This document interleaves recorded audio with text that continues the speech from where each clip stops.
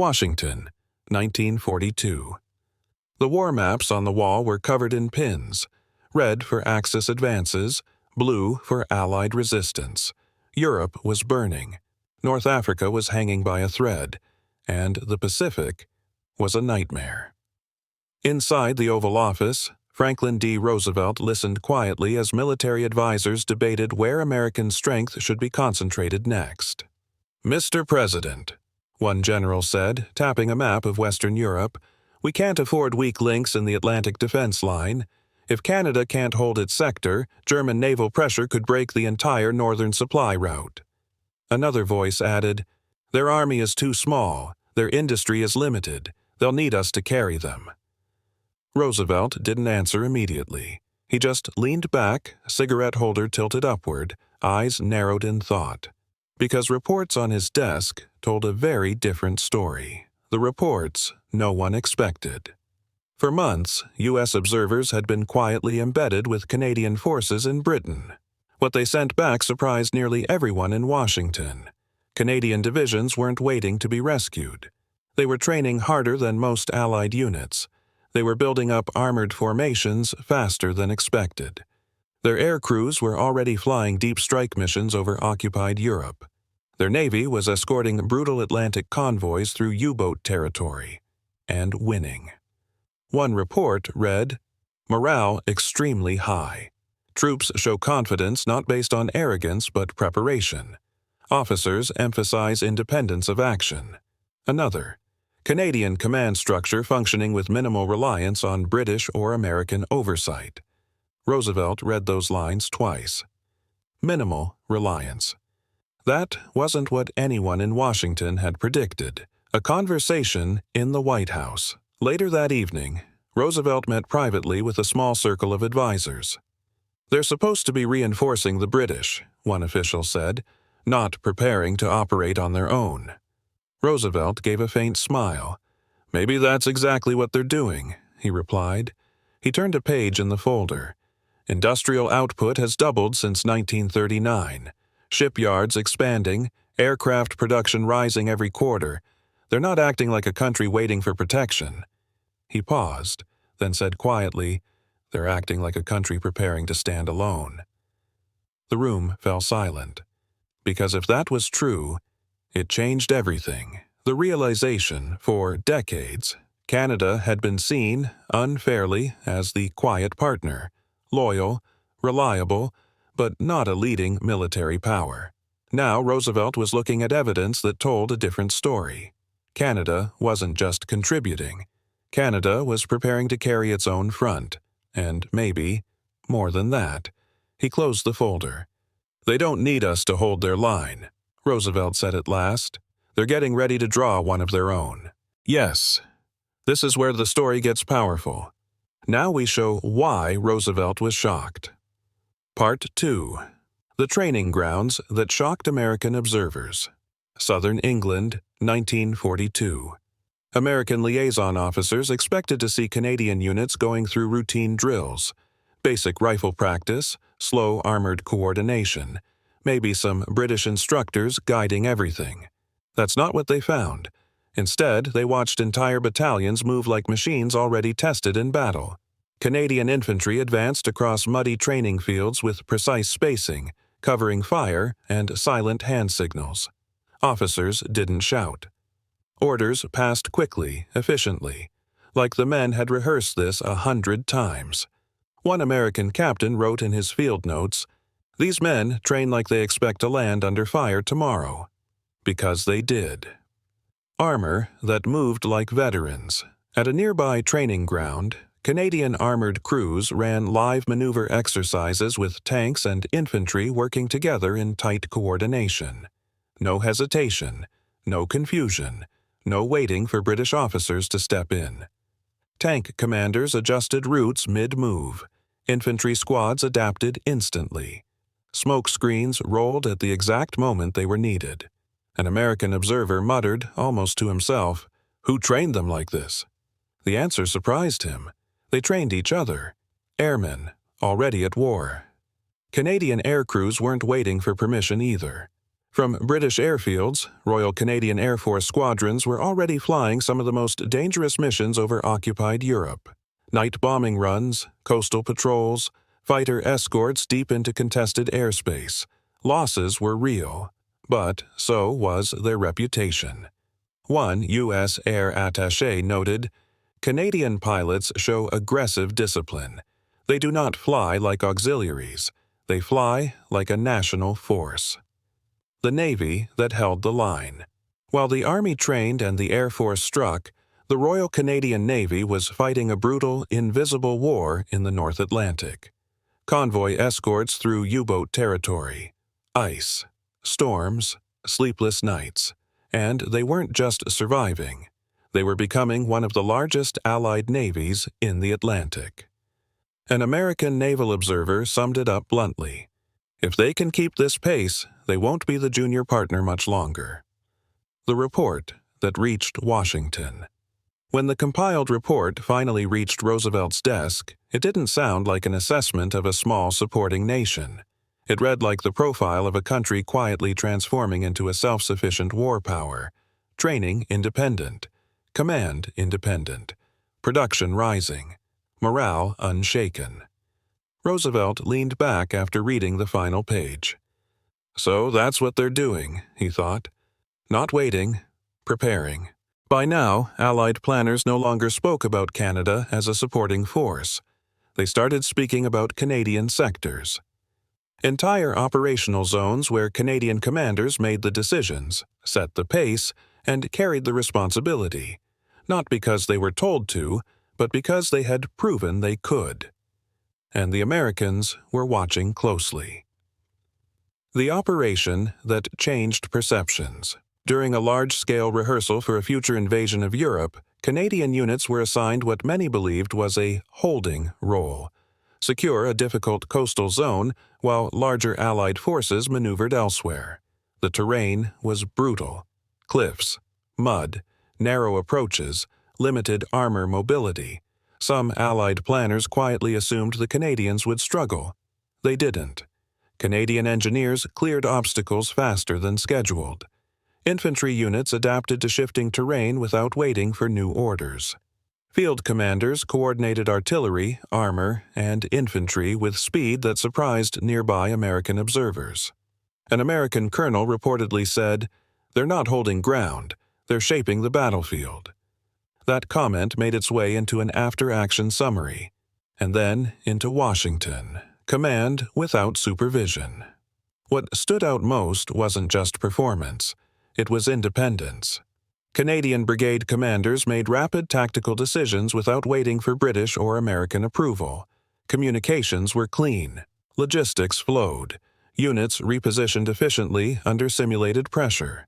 One U.S. liaison officer wrote, "Canadian formations operate with full-spectrum command capability. They do not require external control." That line got underlined in the report. Twice the industrial engine. Behind it, back home, Canada's factories were running around the clock. Shipyards launched escort vessels faster than expected. Armored vehicle production continued to rise. Aircraft assembly lines fed squadrons overseas. This wasn't a small nation stretching beyond its limits. This was a country reorganizing itself for total war and sustaining it. American analysts began to revise their projections. Canada wouldn't just fill gaps. Canada would lead operations. The moment it reached Roosevelt, when the newest Allied readiness assessment arrived in Washington. Roosevelt read it slowly. Canadian formations now listed as primary assault-capable forces. Canadian command rated operationally autonomous. Canadian industry classified as strategically reliable. He closed the file and looked up at the map again. The Northern Atlantic route, Western Europe, future landings. They wouldn't be carried by one flag alone. And maybe, he realized, that was exactly what this war needed. The Allied war machine was growing larger by the month, but so were the expectations placed on Canada. This time, there would be no major American formations nearby. No British High Command hovering over every decision. A critical sector needed to be secured. a stretch of ground essential for keeping supply routes open and protecting a wider Allied advance. It was difficult terrain, narrow roads, flooded fields, enemy positions dug into natural cover. Canadian forces were assigned the sector, not as reinforcements, as the main force. Pressure without backup. When the operation began, resistance was stronger than predicted. Enemy artillery targeted supply routes. Counterattacks probed weak points. Communications lines were tested constantly. But Canadian commanders didn't wait for outside intervention. They adjusted artillery positions in real time. Reserve units moved before orders from higher headquarters could even arrive. Engineers repaired damaged routes under fire to keep logistics flowing. An American observer attached to the sector later wrote, "They responded to pressure the way veteran armies do, by tightening coordination, not calling for rescue." Holding under fire. For days, the fighting continued. Not a dramatic breakthrough, not a quick collapse. A grinding, disciplined defense that protected the wider Allied plan. Canadian infantry rotated through the front line with precision. Artillery units kept a steady tempo. Supply convoys kept moving despite shell fire and damaged roads. Every report sent back up the chain carried the same message. Sector holding. Situation stable. Command confident. The message that traveled back when summaries reached Allied headquarters, one line stood out. Canadian formations maintained operational control of their sector without reinforcement. That line didn't just get filed away, it got forwarded. Across the Atlantic, to Washington, what it meant. For the first time in the war, Canada hadn't just supported an operation. They had anchored one. They had absorbed pressure. They had made independent decisions. They had succeeded without needing a larger ally to steady the line. And in quiet offices far from the battlefield, leaders who once worried about Canada's limits began to reconsider something else entirely. How much more responsibility they could carry. 1944. Allied headquarters. Maps covered entire walls. Colored pins marked divisions, supply corridors, air coverage, naval escort lanes. Planning for the next major operations in Europe was underway, and for the first time, Canadian formations weren't listed in the margins. They were in the center, a change in the language. During a high-level planning session, an American staff officer referred to Canadian forces as reinforcement capable. A British planner corrected him. "Not reinforcement," he said quietly, "primary assault formation." The room didn't argue, because recent reports had removed the doubt. Canadian Corps had demonstrated independent command, stable logistics, and sustained offensive capability. They weren't filling gaps. They were being assigned objectives. That shift in wording spread quickly through planning documents. Sectors, with a different label. Operational maps began to carry new markings. Canadian Army Sector. Canadian-led Coastal Advance. Canadian Naval Escort Command Zone. These weren't symbolic gestures. They were responsibility assignments. Holding ground, leading advances, protecting sea lanes. Allied planners now structured operations assuming Canada could execute major tasks without needing another nation to steady them. One internal note stated, "Canadian command performance now rated equal to other primary Allied field commands."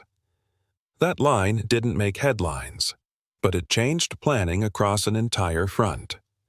The political ripple. As military assessments shifted, political leaders took notice. Canada wasn't just contributing forces, it was shaping strategy. Its industrial output, training systems, and command structure had turned it into a fully integrated war power. Quiet conversations began at diplomatic levels.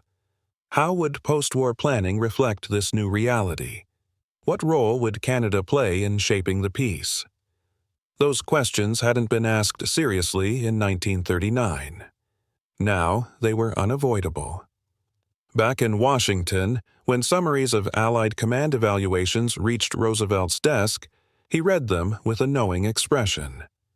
The transformation he had suspected years earlier was now confirmed in formal language. Canada was no longer the quiet partner.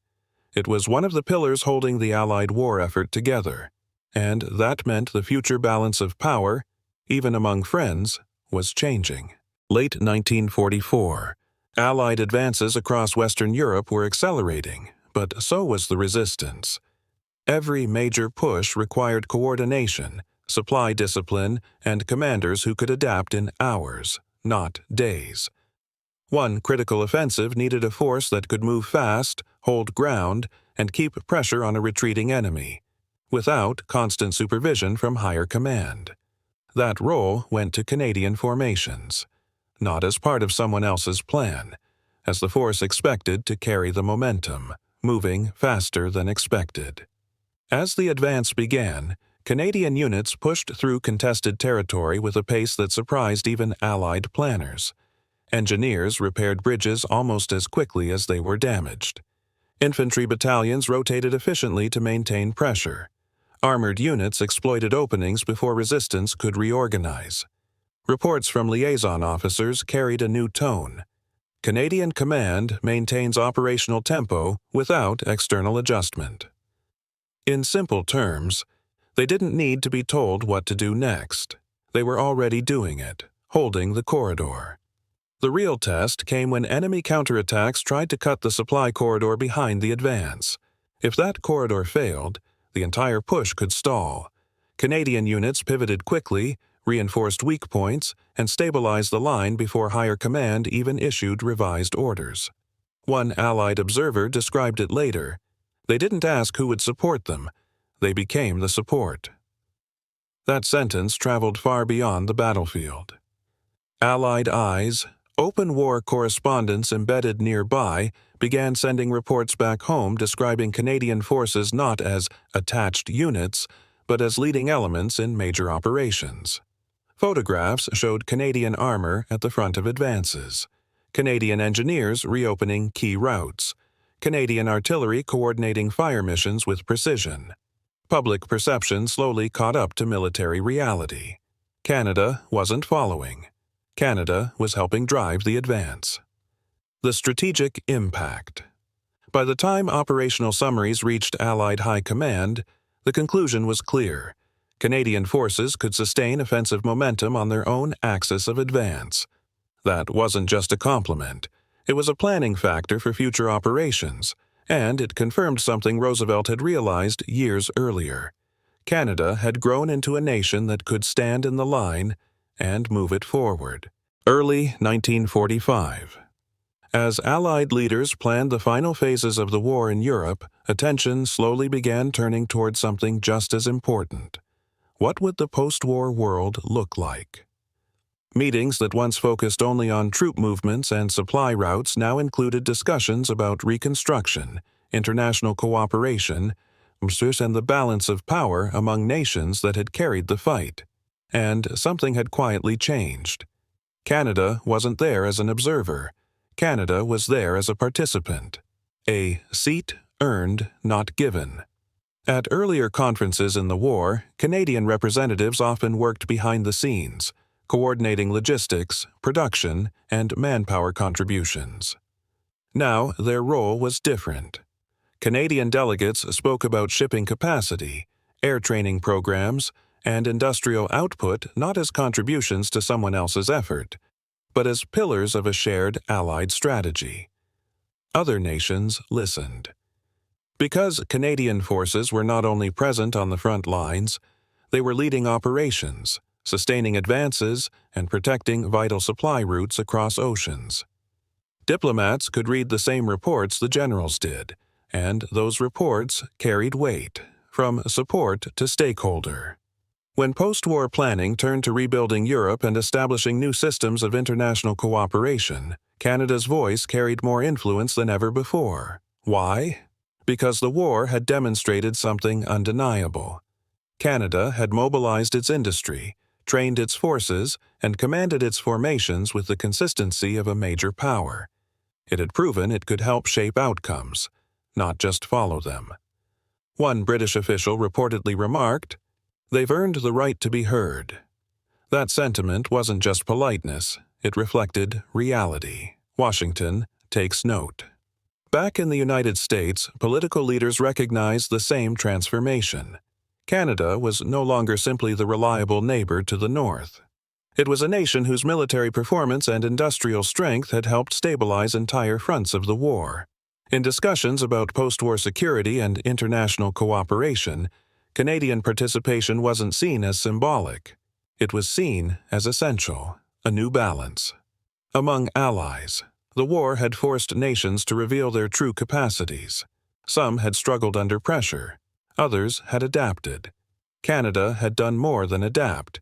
It had expanded its role, step by step, until it stood among the countries shaping the future.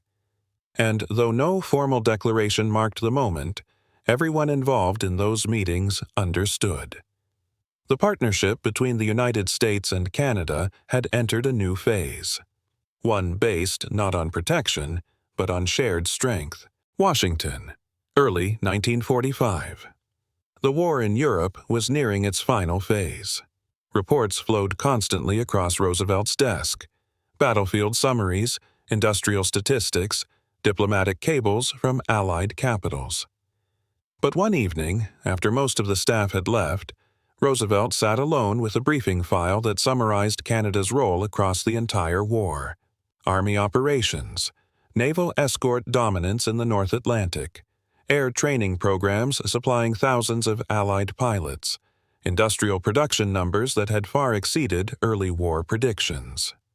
He closed the folder slowly, because the numbers told a story that few had predicted in 1939, a conversation few heard. Later that week, Roosevelt met with a close advisor to discuss post-war planning. The conversation drifted from Europe to the Pacific, then to long-term security arrangements among Allied nations. At one point, Roosevelt leaned back and said quietly, "We used to think of Canada as the line behind the line." He paused, then added, "They've become one of the lines that held the war together." It wasn't a speech, it wasn't a public statement, but it reflected a shift in how he viewed the balance among Allied nations. From assumption to respect, before the war, American planners had assumed that Canada's role would be supportive. Important, but secondary. The war had erased that assumption. Canada had raised and equipped large formations, protected vital shipping lanes, trained air crews for multiple Allied nations, and maintained operational command in major sectors. That wasn't just assistance. That was shared burden. Roosevelt understood what that meant for the future. Allied security in the post-war world wouldn't rest on one or two dominant powers. It would depend on partnerships between nations that had proven they could stand under pressure. A quiet realization Roosevelt wasn't a man prone to dramatic declarations in private moments. But those who worked closely with him noticed something subtle. When discussions turned to post-war cooperation, Canada was no longer mentioned as a junior partner. It was listed alongside the nations expected to help shape stability, security, and reconstruction. Not out of courtesy, out of recognition, the meaning behind the words. Those quiet remarks in Washington never made headlines, but they reflected a broader truth emerging from the war. Canada had entered the conflict as a loyal ally. It was emerging as a nation whose strength, organization, and commitment had helped hold the Allied effort together. And leaders who once wondered whether Canada could stand on its own now understood something else entirely. It already had. Spring 1945. Allied victories were filling newspaper headlines. Cities were being liberated. Supply routes stretched deep into former enemy territory. War correspondents followed the advance, documenting the final chapters of the European War, and increasingly the reports mentioned one name more often than before: Canada. Headlines that changed the narrative. At first, it was small mentions in the middle of articles. Canadian forces secure key transport route. Canadian engineers reopen vital bridge under fire. Canadian naval escorts protect Atlantic convoys through final winter of the war. But the pattern became too consistent to ignore. Photographs began appearing in newspapers across the Allied world.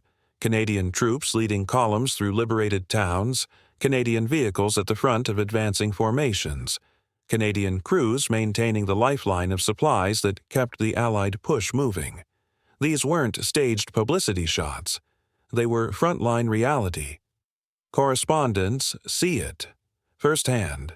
Journalists embedded with Allied forces noticed something that planning maps had already shown for months. Canadian units weren't positioned behind larger armies. They were holding sectors, driving advances, and stabilizing difficult areas after breakthroughs. One war correspondent wrote, "Where the fighting is steady and organized, Canadians are often the ones keeping the line moving." That sentence was printed in papers far from the battlefield, in cities where readers had once assumed Canada's role was minor compared to larger powers. Now they were seeing something different. Allied soldiers took note. 2. Recognition didn't come only from the press. American and British troops operating nearby began speaking about Canadian units with a tone of professional respect. Stories circulated about Canadian engineers reopening supply roads overnight, about disciplined artillery coordination, about infantry units that held difficult ground without faltering. These weren't grand, heroic legends. They were consistent, dependable performance. And in war, that kind of reputation spreads quickly. From background to forefront, by the time the final months of the war in Europe unfolded, Canada's presence in Allied operations was no longer something noticed only by generals and planners. It was visible on the ground, in photographs, in field reports, in the quiet comments of soldiers who had fought alongside them. The transformation was complete. Canada had entered the war as a partner many underestimated. It was finishing it as a nation whose role was impossible to overlook. The war in Europe was ending. Allied armies had pushed across the continent. Supply routes were secure. Naval lanes were open. Air superiority was unquestioned. As leaders prepared statements and military summaries to explain how victory had been achieved, something stood out in the final assessments. Canada's role was no longer described as supportive. It was described as essential. The official evaluations military reviews compiled at the end of the European campaign outlined the contributions of Allied nations: troop strength, operational command, logistics, industrial output, and naval protection. Canada appeared again and again. Major ground formations holding independent sectors, naval forces protecting Atlantic lifelines, air training programs supplying thousands of Allied aircrew, industrial production sustaining vehicles, aircraft, and equipment. These weren't minor footnotes. They were listed as pillars that allowed the Allied strategy to function. One summary line captured it clearly. Canadian forces demonstrated sustained operational capability equal to primary Allied field formations. That sentence marked the end of any lingering doubt. From assumed dependence to proven strength. At the beginning of the war, many believed Canada would rely heavily on larger powers for protection and direction. Instead, Canada had built an army capable of independent command, a navy that safeguarded vital sea lanes, and an air force integrated into major operations across continents. The transformation was not sudden. It was earned through years of training, adaptation, and steady performance under pressure. By 1945, Canada was no longer seen as a country that needed to be carried. It was recognized as one that helped carry the war. Roosevelt's realization confirmed. Years earlier, Roosevelt had sensed the shift coming. He had seen the reports, the numbers, the performance that hinted at Canada's growing strength. Now, as victory reports circulated among Allied governments, that quiet realization had become a documented reality. Canada had stood its ground. Canada had led operations. Canada had helped secure the outcome of the war. And the phrase that once reflected surprise now reflected respect. They didn't need us to hold their line. They had drawn one of their own, and held it. The legacy. When history books later told the story of Allied victory, Canada's role was recorded not as a footnote, but as a foundational part of the coalition that shaped the outcome. A nation once underestimated had proven its strength on land, at sea, and in the air. And in doing so, it changed how Allies saw it, not just in war, but in the world that followed.